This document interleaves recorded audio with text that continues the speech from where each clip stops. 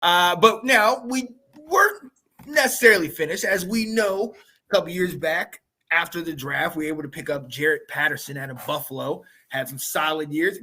Look, he gets in where he fits, especially with the injuries towards the end of this year. He was able to get in and get some reps. Who knows what's going to happen after this? But we did pick up some undrafted free agents. And with that, we want to ask, do any of these guys have roster potential? Now, I'm going to name some of the list. There's 12 guys that we got. Wide receiver Casimir Allen, wide receiver Zion Bowers, O-lineman Mason Brooks, QB Tim DeMorat, safety Xavier Henderson from Michigan State, defensive end Joshua Pryor, wide receiver Jalen Sample, safety Kendall Smith, corner DJ Sturgis, wide receiver Mitchell Tinsley, wide receiver Brayson Tremaine, and corner Nick Whiteside. And Will, I have to ask you, are any of these guys going to make the team? Yes, two of them. Yeah, let me quickly see if this one guy is Minnesota State. Okay, that's what I thought. All right, so Casimir Allen, I think, is going to make the team. And what's that wide receiver? Our sixth wide receiver's name? Who's it? That came from that was Zach Wilson's. Dax Milne. Dax Milne, you're out. Oh, yeah. We got ourselves a kick returner right here, a punt returner. Casimir Allen can fly.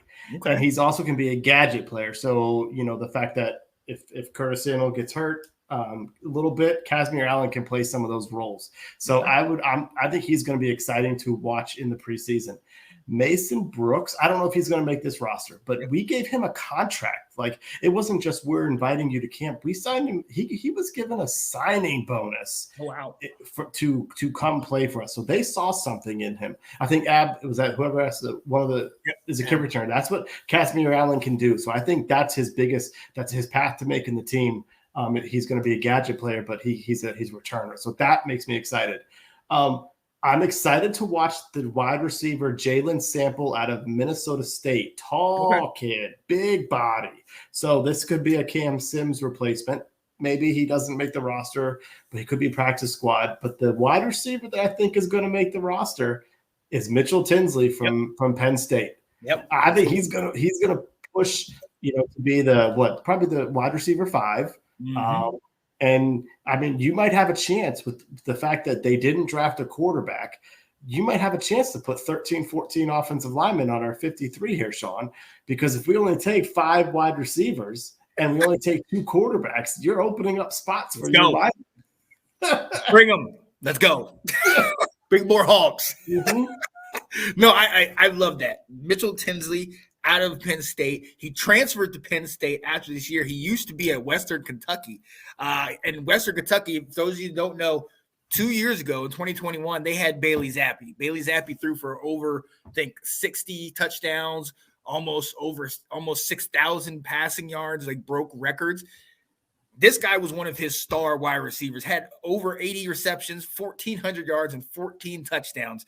And the biggest thing about this guy is each of the 2 years he played over there at Western Kentucky and then the one he played at Penn State, he had an average of above – once a quarterback targeted him and continued to target him, the quarterback's QBR went up to – it was above 100. He's a good wide receiver, 4'6", so he's not the blazing speed, but at the same time, he's a run threat after he catches the ball, great vision, and can be a kick returner. Now, he might not have the speed that Casimir Allen has, but the guy has the ability. And then on top of that, Penn State, connection, Jahan Dotson. You know what I mean? Bring in some of these guys that kind of know each other. Even though there might be a year difference, you're still in-house. And you know Jahan. The system is coaching, yeah. Right. So I love that he brings that to the table for me. Mason Brooks was another one. He's another guy that transferred. He was also at Western Kentucky. That was on that team with Bailey Zappi a couple years back, but transferred to Ole Miss. I mean, he's a guard, but also plays tackle. You know what I mean? And last year, I'm not mistaken, last year he had no hurries, no QB hits, no sacks in his year at Ole Miss. playing guard. You know what I mean? And only had, I believe, like 4 or 5 total in the 2 or 3 years that he was playing tackle at Western Kentucky. Now, Western Kentucky had that kind of air raid offense, so they were getting the ball out quick. And, you know, obviously you see how, you know, how many yards they had and everything, but I love what he brings to the table, potentially getting him out there. And like you said, they gave him a contract. Depth is absolutely what we need, but I want to see if he can, you know, work himself out on the roster. I want to see if he can get there. And not to get ahead of us, but you talked about positions that we did not fill, things that we didn't address in the draft. I think this could be one of the positions that, I don't know, maybe this will be a great third string, or even let's get Mr. Jake from State Farm out of here. With Tim DeMurat, baby. Tim DeMurat. Now, I know he played at Fordham, okay? So people are like, it's not even big name ball. Don't worry about that, okay? Bailey Zappi, you saw what he did at Western Kentucky. Tim DeMurat had almost 5,000 passing yards this last year. 56 touchdowns, 10 interceptions, 65% passing completion percentage, average 10 yards a pop. I mean, this guy balled out. Again, at Fordham, so we got to take it with a grain of salt. But I mean, if we're talking about a guy that's going to come here at number 3 and or potentially, you know, be on a practice squad and just sit there and hold the clipboard, hey, it helps that he has great stats. It helps that he can sling the ball around. One of the things they were talking about, he's got a live arm, very accurate, reads and reacts, you know, to things, great awareness. So if a guy can ball, he can ball. So there's something they might have seen in him that, hey, let's see if we give that a shot. And then last guy, Xavier Henderson. I have more issues with him than positives about it. He can play for us at safety, but he's real stiff. You know, he doesn't really turn and you know, when receiver goes by him, especially any real speedy receiver, he gets lost in coverage and he doesn't know how to locate and things like that. This is just because I'm trying to cat. So is he a Spartan? He's a Spartan. You're not helping the cause here. If y'all can talk Maryland all daggone day, I'm going to talk Spartan. I know you did. You didn't. I know. But no, he. There's a reason why he was not drafted. But as far as depth,